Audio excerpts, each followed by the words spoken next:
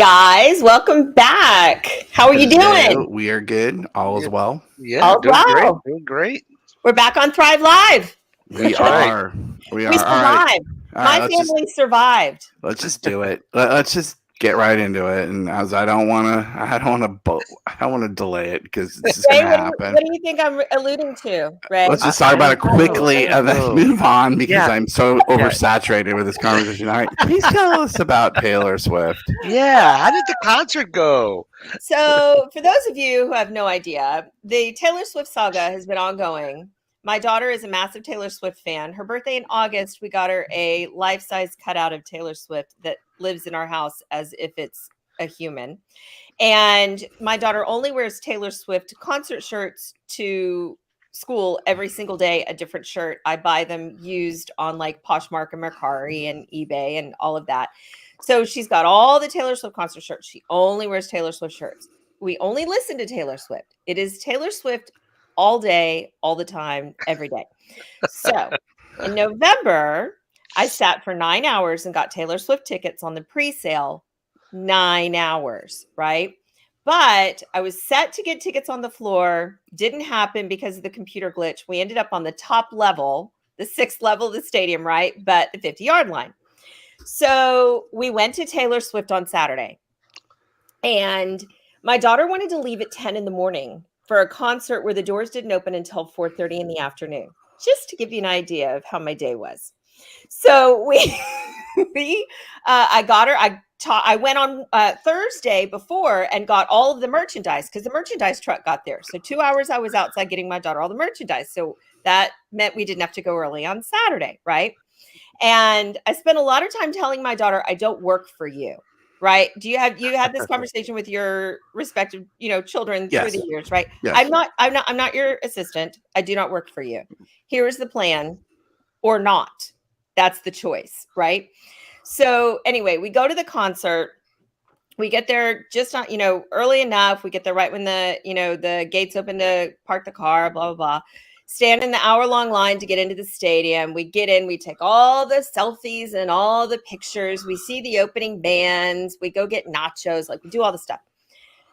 So Taylor comes on, and my daughter has such a visceral, emotional reaction that she cries like the Beatles, like Beatlemania cries, happy cries nonstop for the first 8 songs.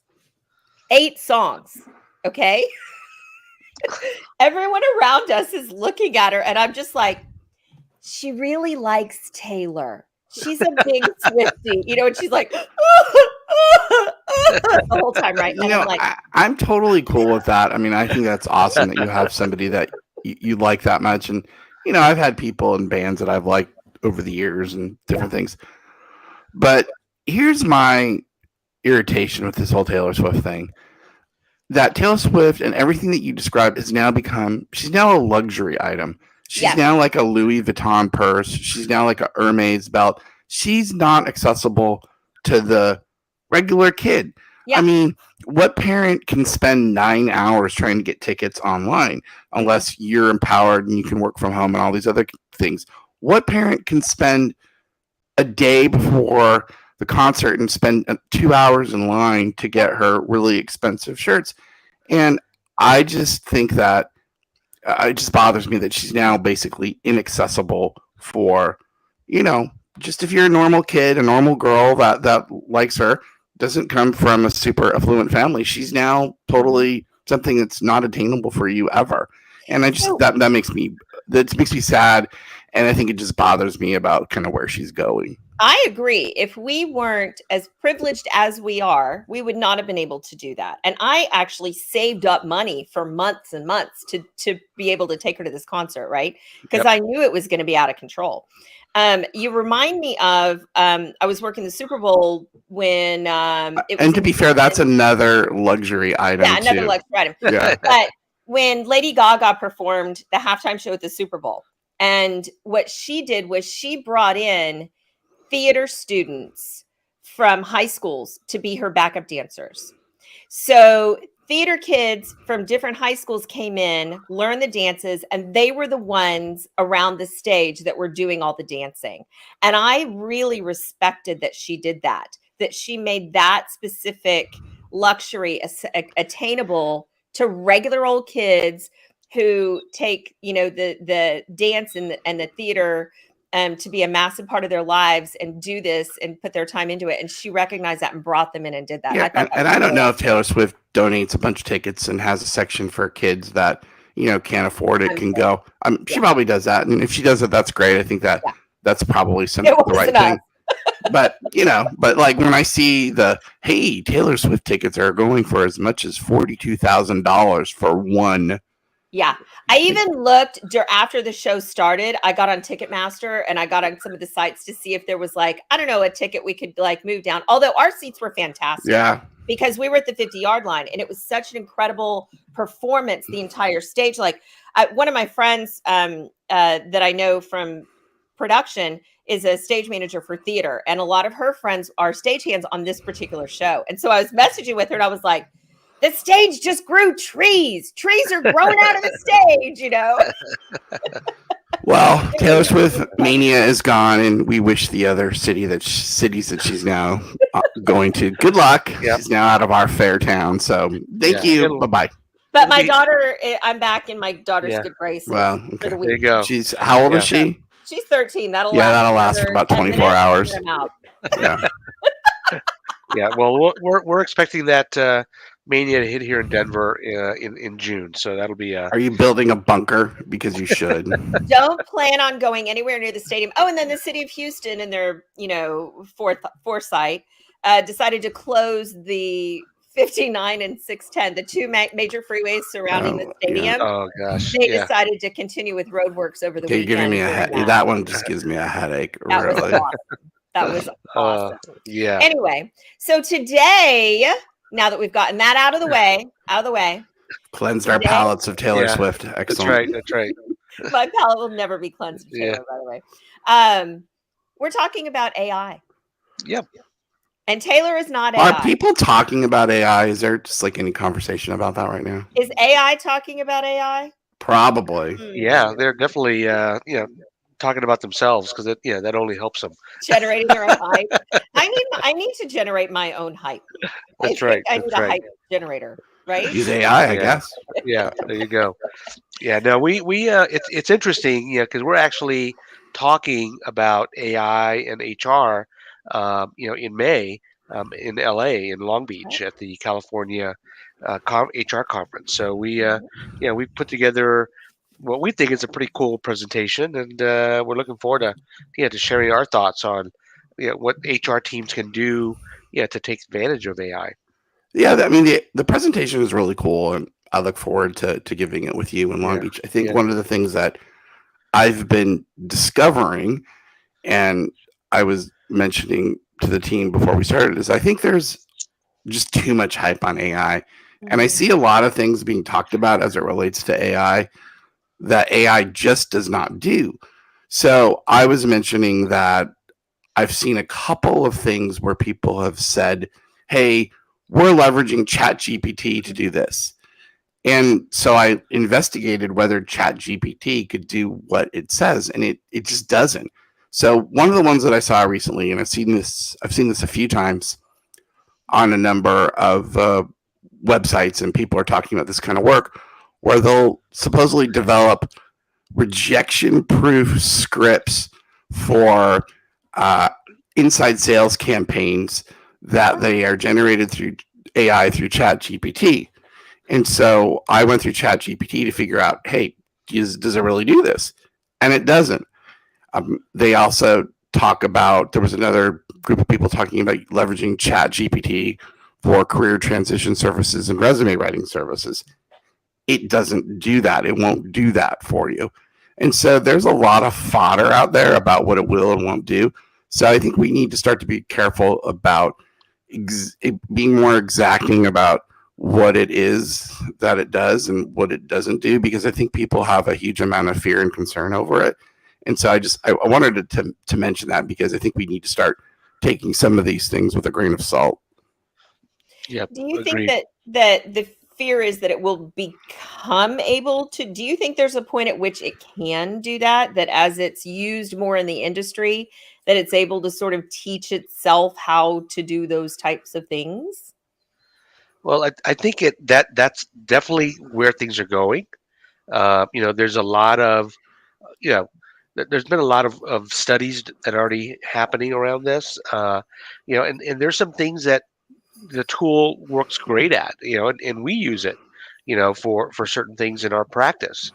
So things like, helping you write a job description, you know, you can also, put a big document, legal document in there, and it can summarize it for you.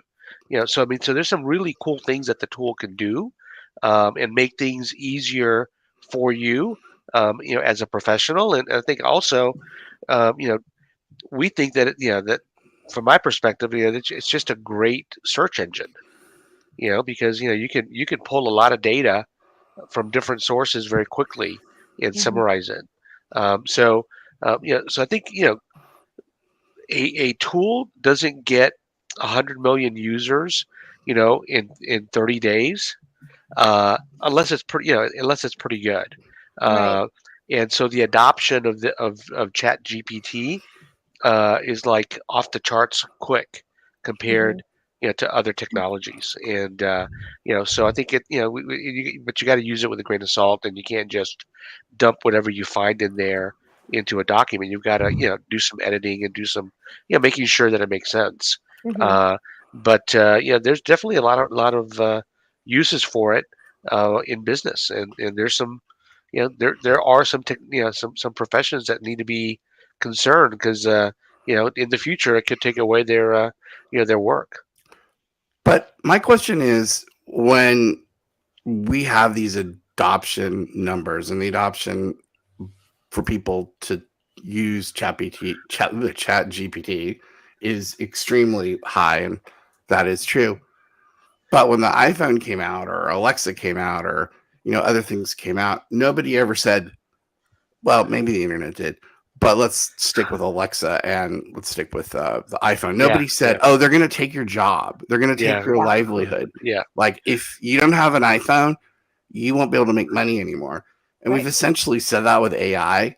So have we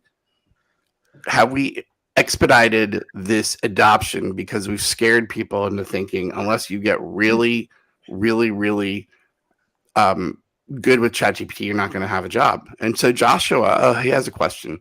Could ChatGPT be creating its own users to self hype? And I guess I think it probably could. That's his question. Do we I like think Well, that. that? Could Chat GPT be creating its own users to self hype? I don't know. That sounds, I mean, I think that makes sense, right? Yeah, I mean, if it can do yeah, all these other wonderful things, If it's that smart, it probably yeah, it probably is self hyping. yep, Why yeah, wouldn't it? Hey, man, I'm the best things in sliced bread right now. I'm going to hype myself even more. Yeah, back to yeah, the hype man. yeah. I need a hype man. Yeah, That's right. That's see? right. It could be Chat GPT. Yeah, Thanks, Joshua. That's an awesome comment. We that is love that good. one. That is good. And as they say, there's, all publicity is good publicity. I mean, that's Chat GPT right Yeah. there, man. They're AI getting, generated or yeah, not, I yeah. guess. They're getting So all the publicity right now, and all the concerns too. there's a new show, a new series that my husband and I started watching last night called Mrs. Davis. Have you heard of this? No. Uh, So it's the one you've seen. It's on Peacock. You've seen the adverts for it, and the actress is dressed as a nun. She's in blue, and she's on like a motorcycle. Oh, yeah, I've And seen the ads for that. yeah, Yeah. yeah. So I thought that she was like a vampire slayer, which I'm highly into that stuff. And so my husband said, he goes, well, I found a show for us that I thought we should watch together called Mrs. Davis. And I was like, babe, I don't think you're going to like that. That's more my like vampires and werewolves and stuff. And he said, no, I think it's something else. He's like, let's just try it. So we start watching it. And the basic premise of this series is that, and they haven't revealed who Mrs. Davis is, but I think Mrs. Davis is the AI. So You're supposed everyone to in the say world, spoiler alert when you do things like that, by the well, way. no. I mean, you All figured right. out Well, there's something. okay. But Sorry for anyone watching it. everyone in the world, okay, spoiler alert, everyone in Yes. the world has their earbud in and they're proxying Mrs. Davis. So this AI is talking to them and they're talking to you as this AI. So this AI has now promised all of these things to humanity, and humanity believes that the AI has delivered all of this, and they're all trying to get up the scale in life, like get their wings through this AI. So this AI now rules the world, and this nun is out to like destroy the AI, right? So that's the whole premise of they made a whole series about this. So then when you guys said that you wanted to do the show today on AI, I was like, oh, I'm watching that show because Oh I my needed to lord! know Gotta how watch it. AI Gotta can watch control the world. I was How do I was just dealing with figuring out how I was going to overcome the fact that they're probably going to put a lot of accountants out of work, and now we have it ruling the world. So we're moving it. Yeah, fast with yeah, AI, folks. yeah, Wow. yeah. We So, are. We my are. husband Yeah, switched from oil and gas to the accounting world.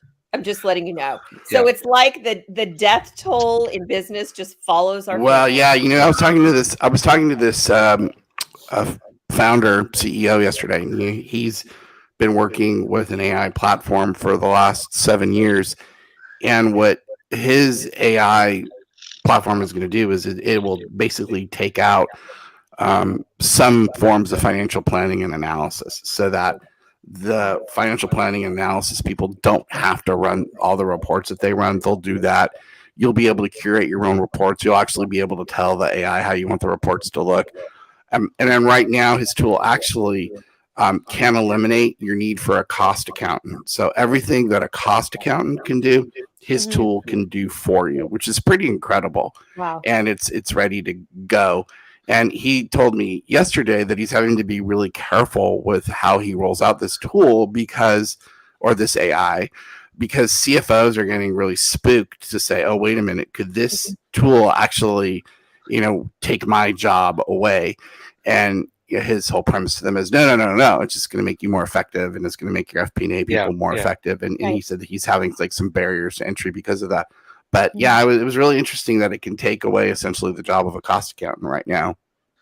I mean, Yeah. when they started doing self checkout at Walmart, didn't we all kind of think, they'll only do this? This is no big deal. They've only got 3 of those. And now there's the only person at No Walmart that choice. you see is the one at the front door checking your ticket to make sure you rang up all of your own goods. Yeah, And I yeah. heard a comedian, I don't know if I said this before, but I heard a comedian say, I'm not stopping for that person at the door. He's like, if you guys are going to make me an employee, you got to trust me. Yeah, So, well, I mean, Yeah, sure. I mean, yeah, when you're a captive audience in yeah. Walmart or Kroger or wherever you shop, and you have to use you have to use self checkout, which I think is horrible. By the way, I horrible. love technology, and I love all forms of technology, but I vociferously resist self checkout because it never works.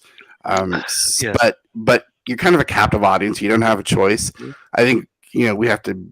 It's much different. You're not a captive audience with Chat GPT and other things. If you don't want to use it, potentially you don't. And if enough people don't want to use it and feel it's a threat, they can stop using it.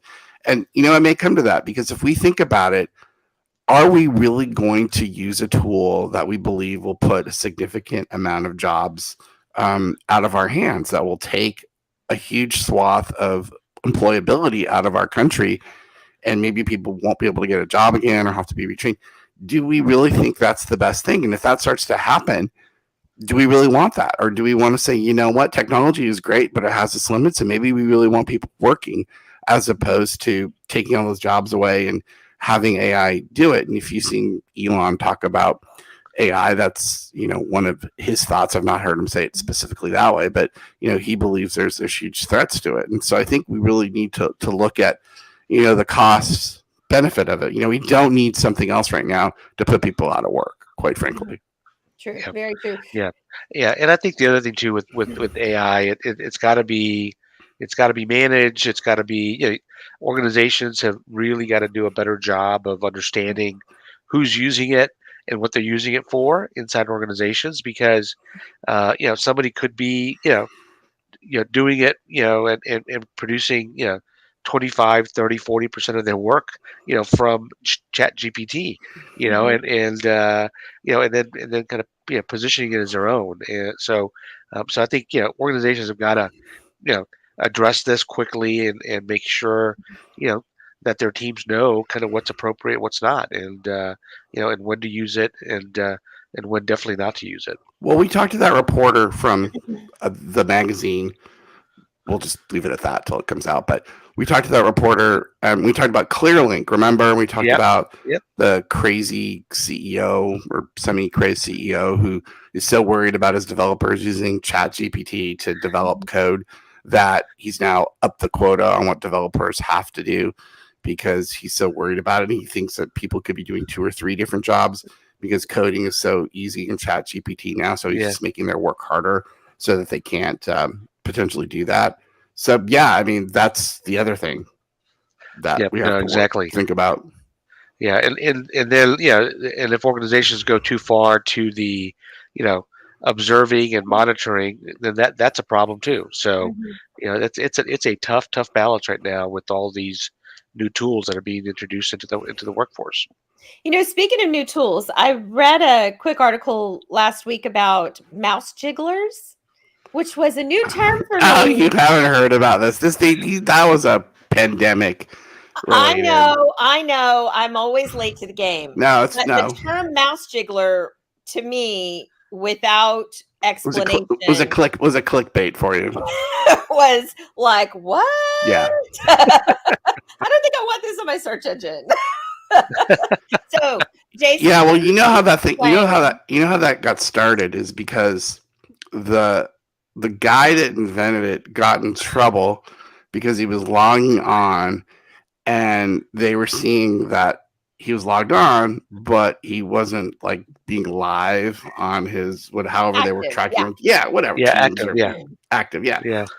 So he just invented that little device that automatically jiggles the mouse that wakes it. So it wakes your computer. So it shows you always on green. And so unreadable. Yeah, and it kind of goes in line with your story that you were going to tell. The one that I've got for everybody, and I'm actually we got to come up with a new term for it because all right, here we go. I'm ready. Yeah, you're ready. There you go. But my wife was playing pickleball yesterday, and one of the gentlemen that she was playing with, had his earbuds on while they were playing, and he basically told the team, "Hey, just FYI, I'm on a call. I'm working right now. And if I get called to answer, I may have to jump off the court and get far enough away so that my boss doesn't hear the pickleballs being hit left and right on the other 3 courts." So so it's not necessarily quiet quitting, but maybe it's kind of quiet pickleball. Pickleball working, pickleball employment. So, yeah, exactly. When they play pickleball, do they make the noise? Because I work a lot of tennis, right? So do they make the like the no. Do they do that with pickleball? No. There's no big grunts with pickleball. We just played on Saturday, and I can assure it's you a wiffle ball. It's a wiffle ball. Yeah, it's a wiffle ball. But it does make a noise. It does make a noise when you hit it, so it's very distinctive. So, but the interesting thing about that is I have found that when you dial into a meeting now and you don't do video, even if it's not your boss, people get somewhat offended that you're just dialing in, and it's weird. Like, how did that happen? Like, oh, you're not showing your face. Like, no, I'm dialing in because I had one of those yesterday where I had to dial in because I had to pick my daughter up from school, and I said, "Yeah, hey, I'm in the car pickup line. I have to pick her up, and but I've got time." They're like, "Oh, you're not going to be on video," and I'm like, "Well, no, I can't." And so again, there's just a lot of indignation around it. So, I mean, you guys well know I am not a person who wears makeup frequently. Really, only on Wednesdays at 10 a.m. is when I wear makeup. To be perfect. Oh, well, bless you. And so, and you're welcome, by the way. And so if I dial into a call, I don't want to waste the makeup on the moment for the 30 minute call in. You're either getting all natural or you're not getting a camera view. So Yeah, let's yeah. just be One or the other. straightforward. No choice. Yeah. So Yeah. our topic was AI threat or Yeah. threat or asset. Yeah. So Better asset. asset. So I think it's probably both right now. We just don't know. I think obviously there's a number of good things about it, but I think there's probably also a number of things that make it not so hot. So obviously I think we just need to be thinking really clearly about, how we're going to use it and what are we going to do with it. And, it's a benefit, but how do we also not make it penalize people either? I mean, I don't want to see new technology completely penalize people. Some people may say, well, you got to keep up and you got to make your skills relevant and this and that. But if something is changing and is changing things so quickly and moving so fast, you can't really penalize people for being a little bit flat-footed in a new world. So I think there has to be continuing discussion about that. Yeah, there's got to be some Agreed. good. Agreed. And to use it to enhance your skills and not to replace your skills, I think is the challenge, right? Well, remember what Uncle Ben said to Spider-Man. With great power comes great responsibility, Peter. There we go. We got a Marvel reference, to go with the Swiftie reference earlier. Yes. So yeah, those are pretty good bookends. See, we got a little Taylor spider. Swift, We got a Spider-Man reference in. There you got go. it. Two superheroes of their own generations, their own audience. So true. All right. So speaking of AI, you guys, Ray, can you talk to us a little bit more about you guys talking about AI at the conference in California? Yeah. So we're gonna present at the California 23 HR conference in Long Beach. The conference is May 8th through the 10th. We are talking on May 10th, and our presentation is AI and some of the approaches that HR teams can utilize, using those tools. So we got a really good presentation. We're really excited about talking to folks and having a good discussion about this topic. And if you guys are interested in information on the conference, or if you're interested in information on our Slack channel, or talking to Ray or Jason, any questions about Thrive HR, you can see the bottom of the screen has our email address, thrive@thrivehrconsulting.com. We'll get back to you pretty quickly on that one. Jason, anything else you'd like to mention before we send the folks out for the day? No, I think all is well. All is well. Just shake off the AI. I knew there was going to be a Taylor Swift reference. Yeah. Thank you. I can't help it. I just can't help it. All right, guys. Have a really good day, and we'll talk next week. Thanks, everyone. And if you'd like to listen to our podcast, you can find us on any channel that you normally listen to your podcast. Just look up Thrive HR, Thrive Human Resources, and you'll see us there. Thank you so much. All right. Have a great day. Bye. Have a good day. Have a great day. See you. Bye-bye. Bye-bye. Thanks again for joining us. Please remember to search Thrive HR Consulting on social media and wherever you listen to podcasts. Subscribe, follow, and share to make that connection. To get an invite to our Slack channel, just comment or drop us an email at thrive@thrivehrconsulting.com. See you next time.